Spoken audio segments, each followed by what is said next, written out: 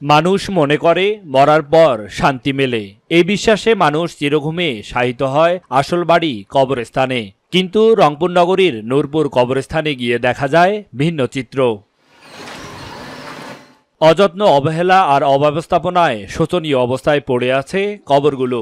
পরিণত হয়েছে ঝোপঝাড়ে। দেখে বোঝা বা চেনার উপায় নেই স্বজনদের কবরগুলো। স্থানীয়দের অভিযোগ, বছরের পর বছর ধরে কবরস্থানটি সংস্কারে কোনো উদ্যোগ নেয়নি সিটি কর্তৃপক্ষ। খোঁজখবর ঠিক মতো নেয় না।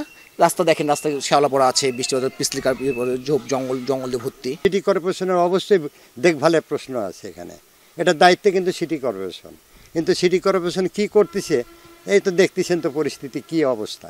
আমরা সিটি কর্পোরেশনের কাছে এটি আবেদন করি যেন আমাদের কবরস্থানের যে জঙ্গল যা আছে, রাস্তাঘাটগুলো মাটি ফেলা নিয়ে, এটা জানি সিটি কর্পোরেশন থেকে এই কাজটা করে। কবরস্থানটি দেখভালের জন্য সিটি কর্পোরেশন থেকে 4 জনের নিয়োগ খাতা কলমে থাকলেও বাস্তবে দেখা মেলে মাত্র 1 জনের। সিটি কর্পোরেশনের আওতাধীন কবরস্থানগুলোতে একটি পাকা কবরের বরাদ্দ নিতে হলে সিটি কর্পোরেশনকে দিতে হয় 5 লাখ টাকা। অথচ দীর্ঘদিন ধরে সংস্কারে কোনো উদ্যোগ নেই সিটি কর্পোরেশনের। পরিষ্কারটা ভাই মনে করেন বছরে আমরা 3-4 বার করি, কিন্তু বৃষ্টির কারণে হয়নি। বৃষ্টি হচ্ছে, বৃষ্টির পরে আমরা কাটিয়ে ফেলবো, এটা বড় কথা না।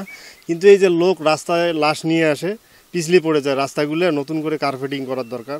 কবরগুলো সংস্কারে দ্রুত সময়ের মধ্যে উদ্যোগ নেওয়ার কথা জানান সিটি কর্পোরেশনের এই কর্মকর্তা। ঝোপঝাড়টা কিন্তু আমরা নিয়মিতই পরিষ্কার করে থাকি। তো বর্ষার কারণে আমাদের এটা দ্রুত গজিয়ে যায়, তো এটা আমরা দ্রুত করব। বিশেষ করে ঝোপঝাড়ের বিষয়টি এটা আমরা দ্রুতই করে ফেলব। মরেও যেন শান্তি নেই। জীবনভর সংগ্রাম শেষে এখানেই চিরনিদ্রায় শায়িত রয়েছেন অনেকেই। রংপুর সিটি কর্পোরেশনের উদাসীনতায়, অযত্ন, অবহেলা আর অব্যবস্থাপনায় ঝোপঝাড়ে পরিণত হয়েছে রংপুর নগরীর নূরপুরেই কবরস্থানটি। অবিলম্বে কবরস্থানটি সংস্কারে কার্যকর পদক্ষেপ নেবে রংপুর সিটি কর্পোরেশন, এমনটাই প্রত্যাশা স্থানীয়দের। মাহমুদুল হাসান, মাই টিভি, রংপুর।